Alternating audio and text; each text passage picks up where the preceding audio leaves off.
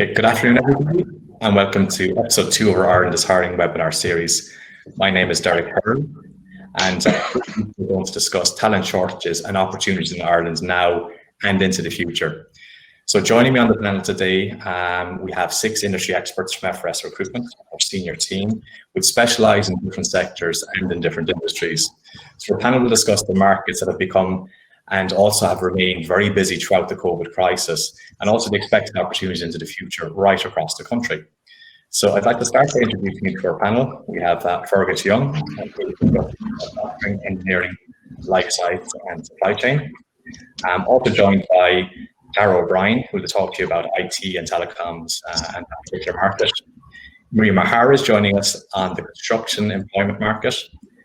Leona Paul will go through operation support, so your non-technical roles across HR, sales, marketing, finance, and we'll talk a bit about agri-recruitment as well. And last, and certainly not least, Limerick Cavan will talk to us about contingency recruitment, temporary opportunities in Ireland. So before we get started, I just wanted to welcome everybody. We've a lot of people who've tuned in and want to welcome expats and people from different countries around the world that want to find out about what's happening in Ireland. We're going to run a poll, which will only take you a couple of seconds. So if you look at the bottom right-hand side of your screen, you'll see polls. Click on that. There's a quick yes/no question. So if everybody would just take about a half a minute to have a look and answer the question, I'll give the results in a few minutes. So while we're doing that, I'd like to talk to you, I suppose, about the Ireland is Hiring campaign and tell you a little bit about a sponsorship that we've just engaged in with the GAA and why we're doing this campaign in the first place. So I suppose it goes back to November 2018. We went to Australia to meet up with the Irish diaspora down there across different cities in Australia. There was events such as GAA matches, picnics, family concerts, etc. And it brought all Irish people together. And we went down in order to promote the types of roles that were available in Ireland. We had a lot of highly skilled jobs that we couldn't fill locally, and we had to go overseas to find international candidates. And of course, the Irish diaspora were a welcome candidate base. So that went down a treat. And the candidates that we met with in Australia, one of the recurring themes is they didn't realize how busy it was. So, they were still thinking maybe the previous recession, is the market busy? And Ireland is booming, and it really is from a technical point of view. So if you're a highly skilled professional across different sectors, it's very busy. And at the time, we paid for flights home, and really, it went down extremely well. So we wanted to continue this Ireland is Hiring campaign and appeal for expats all around the world about the opportunities here in Ireland. So we've just joined forces with the GAA, we're delighted to announce, and the GAA have an app called the GAA Go app, and it live streams all of the football and Gaelic matches in Ireland around the world. So most expats who are into GAA, I'm sure you've heard of the GAA Go app, and it actually reaches an audience roughly of about 1 million viewers per year. So we're now in a 3-year contract with the GAA, and we're going to engage with expats throughout this 3-year contract to show them the volume of opportunities, even in these difficult times for skilled workers coming home to Ireland. In addition to that, we're going to run additional webinars in terms of how you relocate. So not just on the jobs market, we want to support you in terms of banking, the cost of living back home, etc. So we'll have more webinars from the 16th of September onwards. We'll speak to people in the banking industry, in the mortgage industry, and other people that can support you in making a decision and relocating home. So to get started, I just want to, I suppose, talk to you about each of the different industries that we work in by introducing you to one of our experts within that industry. So I mentioned Tara O'Brien is all things IT and contractors. So he's going to have a quick talk with you now around the types of opportunities that are available in the IT and telecoms market nationwide in Ireland. So Tara, how are you? Thanks a million, Derek. Appreciate the kind introduction. Absolutely, I'm the head of IT. I run a strong team of 11. Currently, I suppose within the IT space, obviously, I think it's fair to say probably been the least affected industry, thank God, by COVID. The tech industry has actually in some parts grown, in kind of Q3 2020, which is quite extraordinary when you think of everything the economy has gone through. But I think the the overall appetite, as from what I've seen of kind of speaking to clients and people on the market, is that companies feel that they need to have a lot more of an online presence within the market, and feel that they need to, I suppose, hire IT people to bring about that change within the organization, to help people work remotely, to access issues, and they find it actually from a employee happiness standpoint, it's worth a treat. From ourselves, I suppose the spaces that we've seen a pure growth in, especially in the last kind of 2 to 4 weeks, has been the project management PMO space within IT, where we've seen projects that were initially put on hold back in March have come back, and we've seen a real appetite to hire very quickly. So we've at the moment we've 6-7 roles in companies in Dublin, Tipperary, Galway in the project management PMO within the IT space. Within software development, we're still as busy as ever. That really didn't drop off. .NET Java will always be an in-demand technology. There's a talent shortage here, so I think that industry is pretty recession-proof as regards the amount of roles that will always be there, simply based off the fact that there's a strong demand for talent. But the new ones that have popped up, actually even more so during COVID, are the likes of Ruby and Python. We've seen a real need for Ruby on Rails developers, Python developers, and then the kind of on the back end of that is the technical support end of things, because we've seen a real kind of that as a growth area as companies, as I said, tend to facilitate their staff work from home, especially those with maybe a retail presence or with a telecoms presence, moving their staff from home and having to hire more staff to take on the workload. So it's to be honest, it's there's really been no drop off. My team have been extremely busy and continue to be. Our roles have only, especially in the last month, have taken off again. With regards to kind of industries, as was mentioned, telecoms, online, and medical devices would be the 3 I see as huge growth areas at the moment, and see a need to hire IT staff.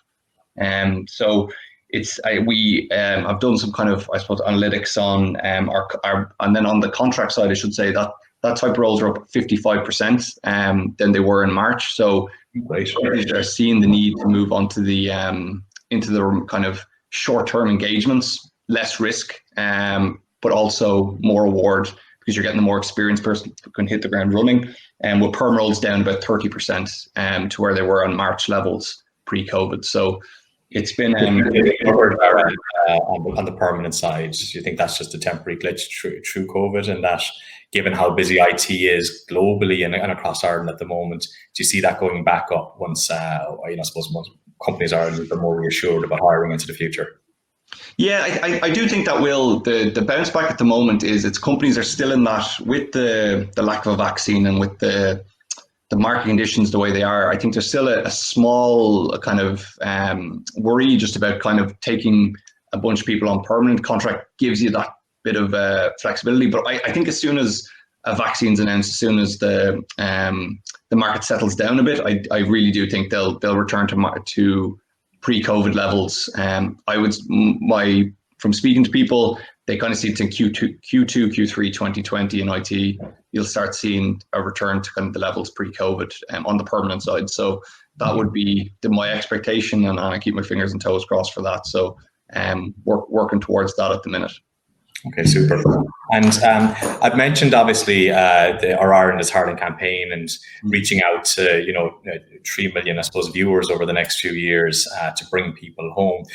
That's just one part of what we do. Obviously, foreign nationals from all over the world, we relocate into technical jobs here as well. So I know there's a mixture of both expats and many nationalities on the line today, of whom I want to welcome, and we will support you in terms of trying to find work here in Ireland. So just on the note of relocating and remote jobs, Dara. So if I'm, let's say, just as an example, if I'm an Irish expat working in the States, I want to come home to Ireland, but I'm in a remote part of the country. It could be Offaly or it could be Kerry or somewhere. The opportunities in the past mightn't have been there to work with maybe the big technology companies or have as much variety of choice as others would have that might be living in a Dublin or in a Cork or Limerick or Galway. Has there been a big shift towards working from home? So if I'm an expat could I work for a big Dublin company like Google from Kerry? Are those type of opportunities now available because of COVID? Absolutely.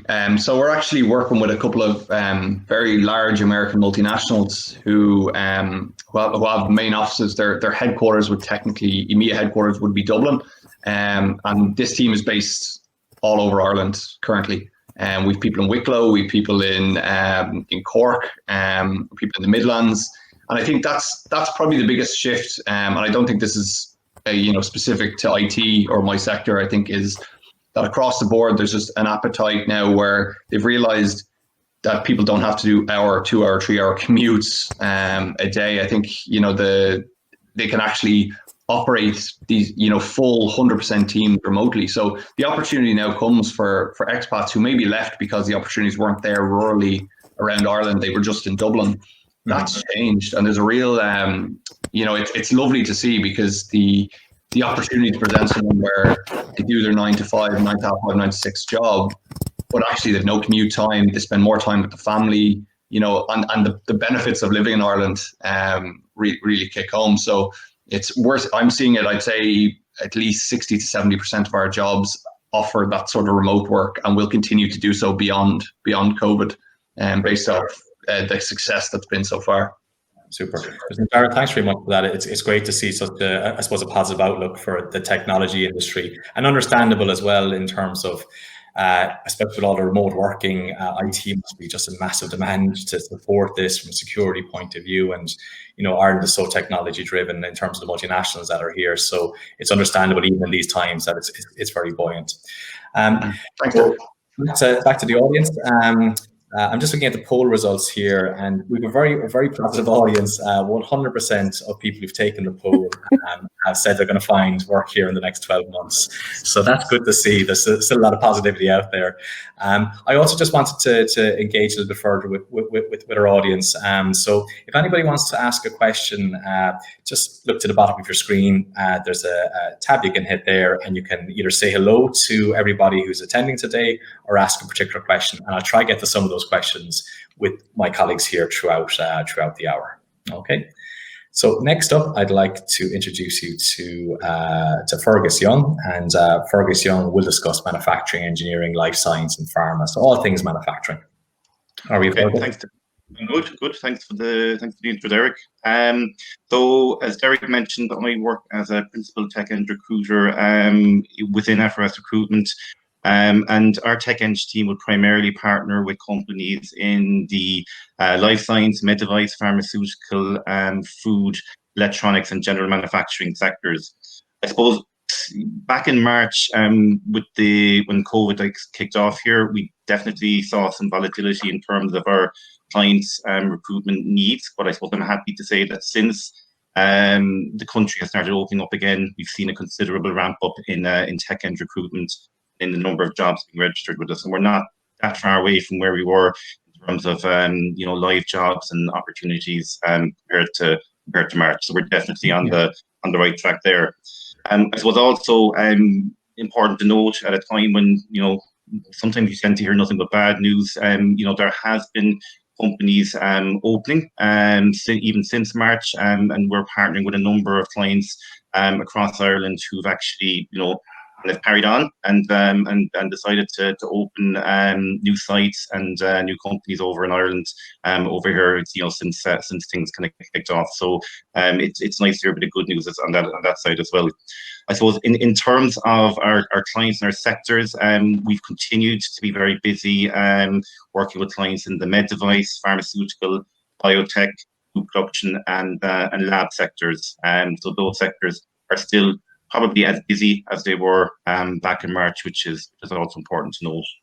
I suppose in the last 6 months, some of the roles that we've continued to see a huge demand for would be the likes of lab technicians for the food production area, quality professionals across all manufacturing sectors. That's continued to be a huge demand from our clients. Packaging engineers and 3D printing engineers, mainly from our med device clients. And then I suppose on the lab side of things as well, we are probably nearly busier than we were back in March. So a huge huge upsurge in roles on the lab side of things as well. I suppose in terms of regions that we're that we're finding very busy at the moment, like we've been registering and filling jobs nationwide, but in particular, I suppose we found jobs coming to us, from the likes of Cork, Dublin, the Midlands, Southeast, those particular regions have continued to be, I suppose, very busy in terms of companies hiring people. Okay, very good. So there's a technical difficulty there for a second. I got booted out and I'm back in again. So thanks for that. Thanks for that, Fergus. A couple of questions here. And there's one in from Sarah Ann Fitzgerald there. And I presume she's relying to the manufacturing space, but what opportunities are there for QA engineers at the moment in Ireland? And where might those opportunities be, location, geographically speaking? Well, I suppose the good news, like I just mentioned a couple of minutes ago, is that quality is an area that's continued to be extremely buoyant, and with a lot of demands from our clients across electronics, across food, across med device, across pharmaceutical. And I suppose because so many industries are recruiting quality professionals at the moment, those opportunities are nationwide. So if you're a quality professional looking to go back to Ireland, to a certain extent, the world is your oyster. Super. Okay, I'd ask Dara around remote opportunities. I suppose in IT, it's very easy for people to work remotely and develop or support. And I presume manufacturing is very different then, because the environment itself needs people on site and working together. So are there any remote opportunities for people who might relocate, any expats back to Ireland, if there isn't a particular role really within their city or their town to get remote work, or is that just not happening in manufacturing? No, there is a certain amount of it happening. I suppose it is different to, I suppose IT and Dara's work, in that most of our roles tend to be site-based. You need to physically be on site to do, a lot of the roles, whether that's, working you can't be a production manager and manage a site remotely. It just doesn't work. The same would apply kind of across most roles in kind of engineering and operations. Quality, certainly, a portion of a quality engineer or QA professional or quality manager's role can be done remotely, and we are seeing clients open to quality people maybe doing 3 days on site and maybe 2 days off site, or maybe 4 days on site and 1 day off site. That's a possibility for people coming from a quality background. And I suppose I was chatting to one of my colleagues last week who recruits specifically for lab roles. That's all that this colleague of mine would recruit for. And she had mentioned that she has seen a big upsurge in remote roles coming to her, up to kind of 20% for a certain role. So the likes of, let me see, there I have it on here. So documentation analytical reviewers and GMP chemistry professionals. My colleague Felicity, who recruits, as I was saying, on the lab side of things, has seen a 20% upsurge in clients looking for people from that background who want to work, mostly or primarily remotely. So while it's different to IT, and we don't have the same number, probably will never have the same number of remote roles available, it is something that's increasing, definitely. Okay, and just a question, and actually one more for Fergus and for Dara, just around salaries. Are the salaries for technical jobs in manufacturing engineering and in IT engineering, are they as good as the rest of Europe? Are they better?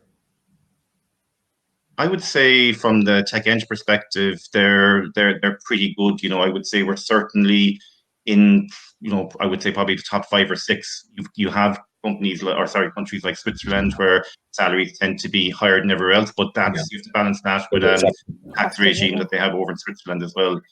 So I would reckon, certainly comparison to other European Union countries, like Germany, we're higher than the UK for most roles. We'd be in the top kind of 4 or 5, I would imagine. Okay, good. Yeah, I think like from an IT perspective, you see there is a couple of companies that think they kind of could use this COVID as a way of kind of driving down the salaries, but I think that's a huge mistake in these markets. This market will recover, and that's across the board, and I think it will be next year. And I think what ends up happening is you're bringing in the cost of bringing in someone from an expat, bringing them home for the topic of this conversation, bring them in and then putting them on a less salary. They're only going to be in demand from other companies who are paying the normal rates. And But as an industry average, it hasn't dropped too much in COVID, and I think the actual kind of average salary as regards other places in Europe, similar to what Fergus was saying there. You know, Switzerland, we see a lot in Switzerland, they're kind of paying above market average. But apart from that, Dublin and London would be pretty comparable as regards kind of salaries, and then the rest of Ireland kind of a percentage less than that at the moment. Okay, super. Thanks for that, guys. I'm going to introduce you to Miriam next, and Miriam will talk all things construction and engineering, that industry, which is an interesting one based on where we're at with COVID at the moment. And there's a couple more questions coming in on the screen. I might throw those at you as well afterwards, Miriam. Perfect. Hi, folks. I am a senior construction and engineering recruiter here with FRS, and as it stands, thankfully, everything has picked up. Definitely, there is strength to be seen within certain sectors of construction. Civil and M&E in particular are quite strong at the minute. Essential work such as, say, the rollout of National Broadband Ireland, Irish water projects, etc., substation extensions, like they're all proving to be quite strong employers. Residential has slowed slightly. Commercial is in a very kind of like difficult stage at the minute, and it's largely because the clients themselves, they don't know if there is a need for, say, commercial premises with COVID, or, you know, what way things are going to go later down the line. So definitely it's dependent on, say, the specialism of the candidate themselves, and definitely to keep an eye on, say, websites and to get engaged with recruiters. And definitely to make sure that anyone who is considering a move home, that they have their CV tailored and that it's in line with the expectations of the project themselves. Salaries on the whole, there hasn't been much of a drop off, honestly speaking. Like definitely in Dublin, say, for example, like top end commercial management roles, all right, they've dropped maybe 8-10%. But on the whole, like nothing major. There is one major shift that is definitely to be seen, is that the roles are now largely spread all over the country. While pre-COVID, we saw that, like, you know, you're looking at 75% of the roles were based in Dublin. Now, definitely, you know, there is that look that it's going to be spread more across the country. And like that, it could be anything from, say, retrofitting of housing to substation work to wind farm builds to, say, water treatment plants, any, you know, road projects, you name it. Instead of there was like a reliance on, say, commercial and residential properties being developed within Dublin, like there is still like some massive projects underway. So say, for example, like the Player site that's being done by Hines, you know, you're looking at over 1,400 units, you know, and there is that demand there for residential. But say, like some of the projects that would have been, say, mixed use up to date, they have changed their shift to be largely residential now, in line with the demands as well. One thing that I've seen definitely around the country as well is that SMEs are definitely coming to the fore, more so than the tier one contractors as well. And it's interesting for anyone who is thinking about coming back, is that, you know, they can secure a job with companies that they mightn't have even came across on their radar, you know. So it's definitely the work of the recruiter to broadcast those roles and to make sure that they're in line with, say, the expectations of that person who's going to relocate and the experience that's required as well. Like definitely, as you were saying earlier, just like the GA Go app is going to prove to be like a brilliant tool for ourselves, and we have like a number of construction companies that signed on already. And for anyone that is thinking about coming home, definitely the best thing to do is to start a conversation, you know, because like that, roles are coming up fairly quick, and where before they could have been left open for, you know, a couple of months based on kind of a skill shortage as such, they're filling quicker now. A lot of the employers as well, where traditionally construction employers wouldn't have been open to doing online interviews, they are coming more around to it now as well. So anyone who is overseas currently and has, say, like a time frame of kind of like 2 to 6 months in their head, that could be an option for someone who has a very well structured company and they have basically all their projects lined up. You know, the cash impetus as well in July, like that has basically fueled on a number of key projects. And like that, it's meant that Q3 is literally from last week onwards, everything is just picking up, thanks be to God. Definitely things were slower the end of Q2 and a lot slower than in Q3. But one thing that we've seen with it in the construction industry is because there's been changes within companies as such, recruiters are privy to roles that will not be advertised by the company themselves. So definitely the thing is to get in touch, and even we have some jobs ourselves that we can't freely advertise, you know, so the whole thing is to stay connected and to get in touch with the recruiter, you know, and that'd be the best advice I'd give anyone. And the same goes with like a lot of the roles that are here with any of my colleagues as well. It's just to stay connected is the main thing. But yeah, connect with me on LinkedIn. Yeah. Great. Like, I mean, the concern would be, you know, we've difficult few years ahead. So we're in a recession at present, and the last recession, and I'm sure if there's anyone on the line who worked in construction back in 2007, 2008, 2009, construction got disproportionately wiped out because of the housing market bubble here. So it sounds from what you're saying, Miriam, that this recession, you know, and these difficult times are very different. Yeah. You know, there's obviously a lot of investment from the government in infrastructure projects. So as opposed to the last one where, you know, the money dried up. So is that fair enough to say? Oh, absolutely. Like, I mean, before we were completely reliant on, you know, funding from, say, the banks and from like private investors and whatnot. And like now the funding is coming from EU bodies. Like they completely cut the plug on us before, and now they are realizing that we need a greater infrastructure, like primarily within broadband, and secondly within water, and third within, say, like our rail infrastructure as well. None of those have been greatly affected by any of the changes that COVID has made. If anything, they're actually going to improve upon them. You know, key projects such as like the Cork to Limerick motorway, looking at Project Opera down in Limerick as well. Like Jacobs at the minute, they're investigating like a light rail system in Cork. Irish Rail are expanding upon the Dart. They're improving the Minutes line. There's works going on all over the country, you know, and it's not just focused around Dublin anymore. And that's the one thing, is to give hope to people. If you are thinking about relocating from overseas, you do want to come home. Like, you don't want to necessarily go to somewhere else, you know, that kind of way. Like, and the thing is that if you get in touch with a recruiter who is highly connected, like, it will make all the difference, because they'll know of the opportunities in the different regions, you know. And like that, there is a lot of positions that are privy to ourselves and we can't even advertise freely. So the thing is to just get in touch via LinkedIn or even via our emails, and then to reach out, and like we'll arrange for a call, because we all know that there's time differences with us all, to be fair, you know, and to make sure that it's at a suitable time. And then the whole thing is that we get the CV and it's put up to the standard that's required here in Ireland. There's a lot of training now. One thing COVID has definitely done for the better is it has made a lot of training available online. Mm-hmm. So like that before, like people would have had to do, say, manual handling, like where you were, you know, in a training centre or whatever. Now that's available online, you know, so different things like that. They're the basic requirements to go onto site, and it's brilliant that now we can have them all available online. You could have it sat and done while you're in Australia, fly home, start in Ireland once your quarantine is done, of course, you know, in a short period afterwards. But yeah, like it's great to see that these improvements have come along, and definitely even like the technology that's in construction now. Like, you know, there's a lot of companies now that are trying to get as many people remote working. Obviously, like what Fergus was saying, if you've got someone who's completely site-based, obviously they have to be on site as, say, site engineers or things like that. But where you would have had quantity surveyors that were largely based in the office, there is some remote working positions available for them, you know. There was a question there about kind of middle and senior management. From my perspective, I can't get enough of them at the present time. Like, definitely, I don't know what the area that I think it was Aoife Hegarty, that lady was there, is in, but definitely at the minute, like, that is the most sought after area of all, when you have that bit of experience behind you.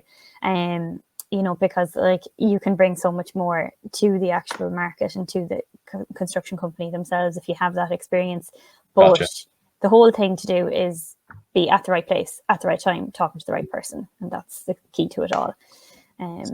Thanks for that advice, Miriam. Yeah. It's actually Aoife Hegarty was actually asking around the attitudes of Irish employers about people with mixed profiles. So for different industries, like, is there flexibility around moving into different industries, or maybe the old way was you had to have 10 or 15 years in a particular industry in order to move into a similar role? So I think the question is just like, you know, are employers flexible in the backgrounds? Yeah, it all depends on the employer, honestly speaking. Some will love to see it. Like, I dealt with a role with Google back a couple of years ago, and they ended up, like, you know, it was for a construction project role, but they actually picked a candidate who had been working on a schools project in Cuba during the recession because they had worked in a different sector completely, and they thought that this was a massive advantage, So it all depends on the company themselves, the projects and the timelines. And that's the honest thing about it, even say I actually had like a CAD technician role that I took on there lately, and like that they took someone who had an interiors background and it's into a civil engineering company, that kind of way. But it was because they were dealing with a very kind of intricate design that they wanted someone that had a greater vision than someone who was kind of used to the set profiles per se. Gotcha. Yeah, and further on from Aoife's question, talent is talent when it comes down to ability and skills, and I think the Irish mentality has shifted in terms of the corporate multinational influence here in Ireland over the last decade. That when somebody is multi-skilled, that they can move across departments and other opportunities are available. But again, it's about being connected and being put in front of those organisations. We'll have somebody reach out to you as well, just on your question around the state asset management roles, maybe after this conversation. Perfect. There's a couple of questions that have come in on the IT side as well. So back to you, Dara. What type of DevOps SRE roles are available in Ireland? Are they primarily available only in Dublin? And flexibility around remote working. So DevOps? Yeah, so it's very similar. DevOps obviously is the kind of the flashy new term, I think, in the last 2 years. Obviously DevOps is very broad, so I'd be very interested to see that profile if they could send it through afterwards. But very much so. We're working with DevOps companies in Dublin, but also who have that remote aspect. So I think there's very, very few companies I've spoken to over the past 3 to 4 months who've kind of indicated to me it's 100% you need to be in the office exactly where you're based. The appetite there is to work remotely, and that attitude has shifted 180 from where it used to be. So I think no matter what role it is, but for very specifically on the DevOps, there is opportunities, and I think over the next, I think it was mentioned SREs, site reliability engineers. That's also another side of things that is a very much a growth area at the moment. So I don't think the COVID's going to affect the amount of roles that come out in that area, because that is the future. Thanks, Aaron. There's one more grad software engineers. I presume that area is still buoyant as well. So we have Sarah and Fitzgerald has asked about those opportunities.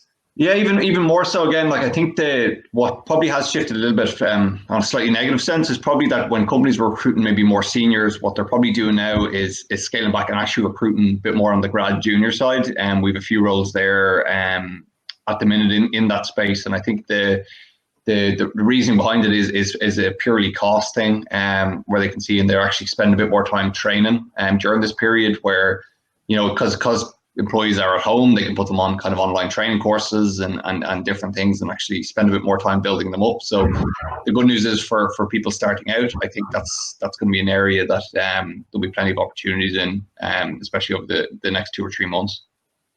Super. Okay, thanks, Sarah. Next up was Edna Vaughan Witz. I think she may have had some technical difficulties. So just checking with our host, Sinead. Is Edna joining us? And if not, I might talk to you about things healthcare related. Okay, I guess that's me. So Edna, Derek, don't worry. Edna's one of our specialists on the healthcare side. She's one of our seniors that recruits doctors from all over the world, and she would have been representing healthcare today. But ultimately, for anyone who's on this call from a healthcare background or sees this webinar later, again, it's a very buoyant market here.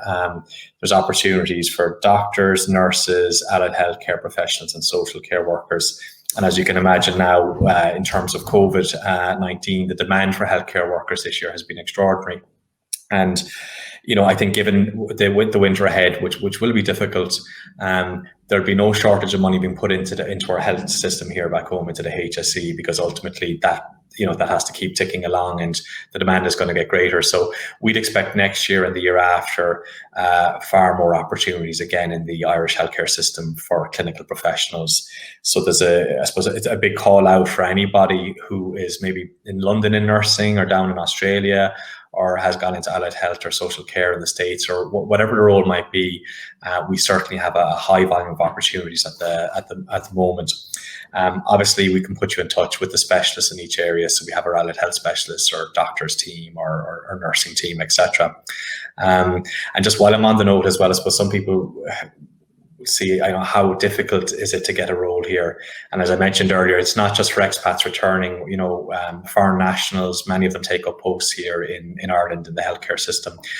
So what we do there is, I suppose, we try to make the process as easy as possible. We have some experts on the compliance side that help with registration with the Nursing Board in Ireland, or the Irish Medical Council for doctors, or CORU for radiographers and sonographers and allied health people. So we know those processes inside out. We also know the whole work permit and visa process applications. We bring our candidates through that particular journey. So we would explain what to do, give instructions and how to do it to make sure the process is sped up. So once you get your registration on any of the boards here in Ireland, the process of relocating is just as easy for somebody with a work permit visa as it is for an Irish expat relocating over. A lot of the hospitals at the moment are doing remote calls and video calls for international candidates, so they're willing to hire as well by phone or by video. And I've just noticed who joined me there for a split second is Etna. So I have your job done for you, Etna. But if you come back on the screen again, I might ask you a question or two.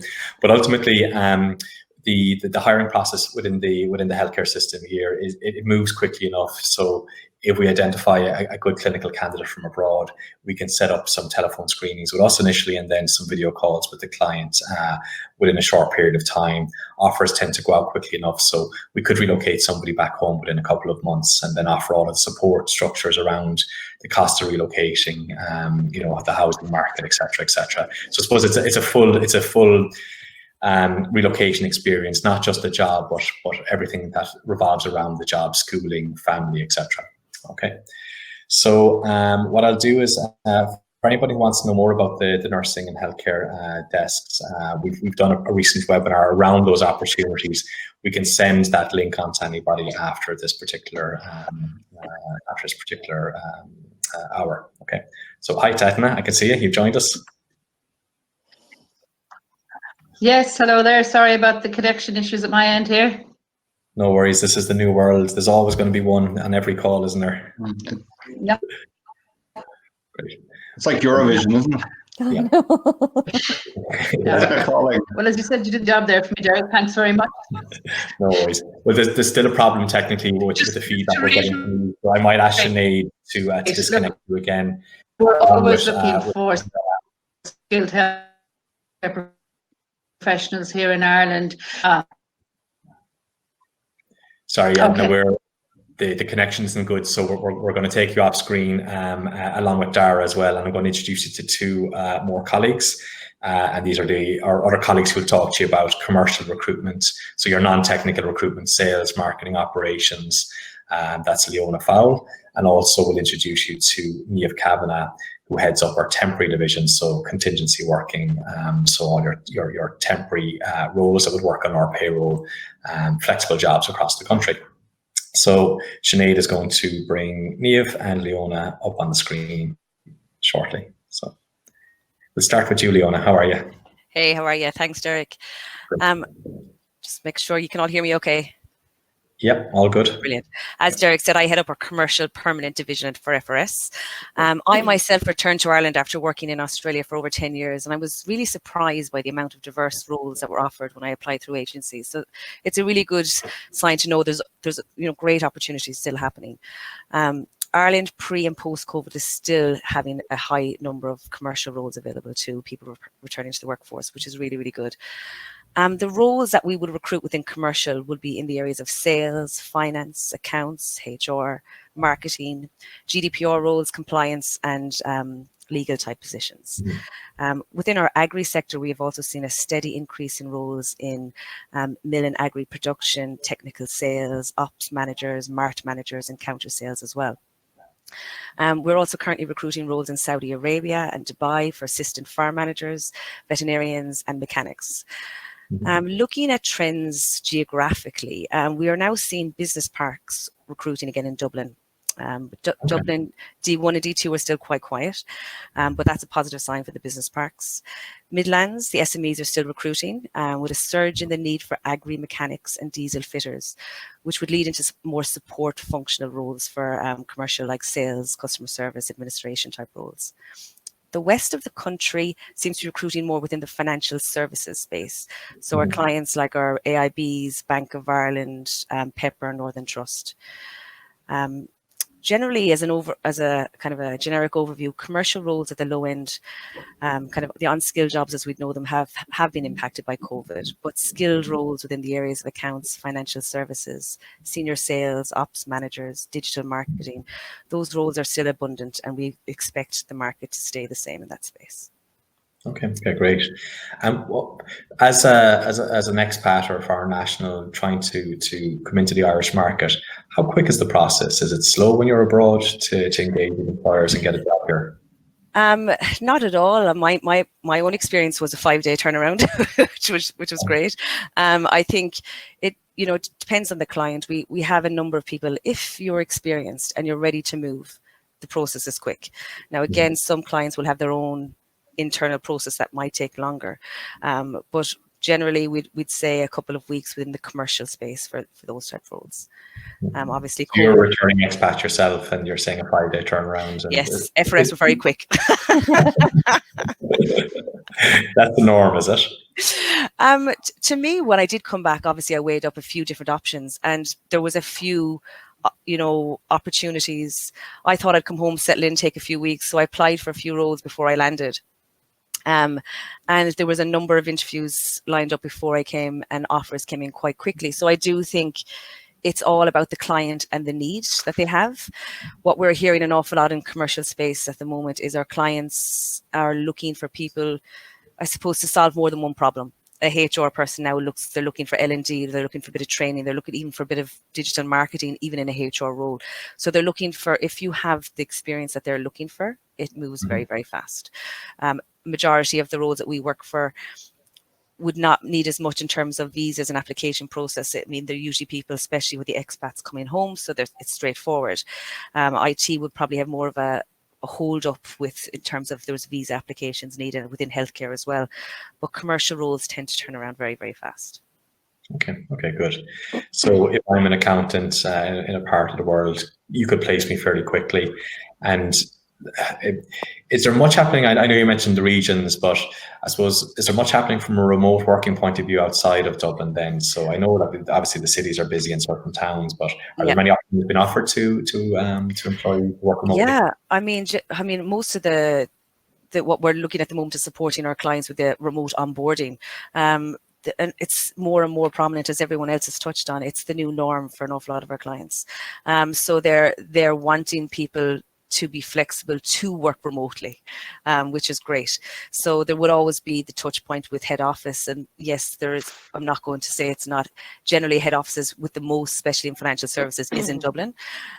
We are starting to see, the main capital cities around the country, but we have a number of people that have been, looking to return to Galway and they're working for companies within the Dublin space. So it's becoming more and more prominent, which is definitely a positive of COVID. Okay, super. Just a question in there on the feed.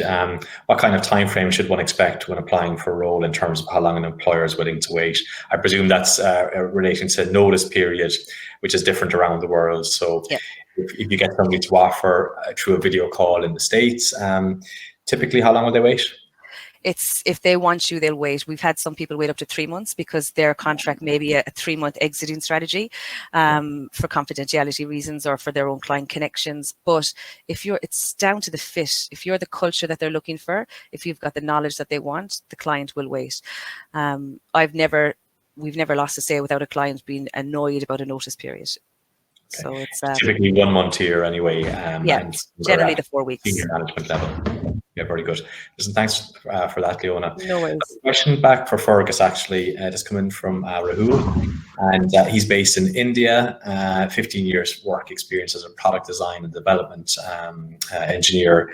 So that type of a profile, mechanical engineer profile, is there much happening in mechanical engineering in Ireland? Yeah, it's continued to be quite busy in that area. I suppose some of our clients are open to offering sponsorship. Some of our clients are not so open. So I suppose that is still a bit of a challenge on the tech end side of things. We have seen an improvement on that in the last probably 12 to 18 months, where for particularly, I suppose, for the likes of your senior design engineering roles, whether that be in electronic or mechanical, some clients are beginning to be more open to it. And for roles like automation or controls engineering positions as well, clients are becoming more open, but it can still be a challenge with some of our clients who still have a slightly more traditional mindset. So it's getting better in terms of some of our clients being open to sponsoring candidates from abroad. We still have a bit of work to do on that, I suppose, as a nation or as an industry. Yeah, I think like to add to that, I think all countries, when they can source somebody locally, initially they do that because ultimately they're already settled into the particular area. Yeah. Might have a mortgage, family connections there, and that might nearly guarantee longevity in employment. Where sometimes when people are relocating from overseas that don't know the area, there's a bit of a risk as to whether they'll settle in and stay long term as well. So in all countries around the world, I think that mentality is hire locally first. But fortunately, it's so busy in certain areas, especially on the tech side in Ireland, and it is a completely open economy as well. So we are relocating people in from across the EU and further afield, non-EU areas where there's a real skills gap as well. So it would be good to see Rahul's profile after this conversation, reach out and maybe answer a couple more of your questions directly. Yeah. But certainly Ireland is open in hiring and work permits, although they're second choice for employers here. They, if there's somebody based and living in the country already, they'll go with that route first, regardless of the nationality. They're certainly opening up and happening more and more for the skill shortage areas, at least anyway. Okay, so hope I suppose just to echo on that point, Derek, I suppose one thing that I have found from talking to clients over the past couple of months is design engineering roles in tech end seem to be down slightly compared to March, but when those roles do start increasing again, we have heard from certain clients that they would be open to people working those roles, those types of design engineering roles 100% remotely. That's a new development where you may well have people like Rahul working for Irish companies and not necessarily living in Ireland, but working for Irish companies 100% remotely. So that's I suppose a design engineer, can pretty much do 80 to 90% of their job in a different location or at home or even in a different country. So that's an interesting trend that we'll definitely be watching over the next couple of years. Okay, very good. So listen, thanks again for that, Fergus. I'd like to introduce you to Niamh next. So last but not least, Niamh Cavan will talk to you about all things temporary in Ireland at the moment. Hi everyone, thanks for joining us this afternoon. Yeah, I'm Niamh Cavan and I head up the temporary division for FRS. And I suppose it's listening, I'm the last speaker, but everybody that has been talking before me regarding recruitment is always good for temps, because it means when companies are hiring, when there's projects, that's where we really excel. We provide commercial and industrial temps to a variety of clients around the country, from small SMEs to medium to multinationals. And, yes, we were hit with COVID, but not too badly, because there were still essential services that had to be met. There was still production, and all of this production had to be met with skilled labour.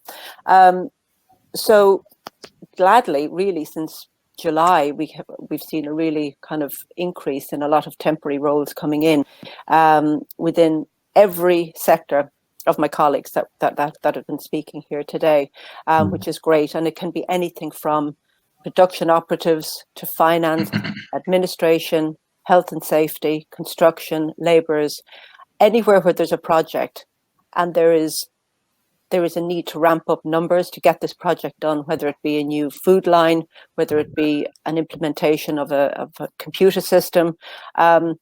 It works for clients to reach out to companies like us to hire through us a pool of people who can complete the project.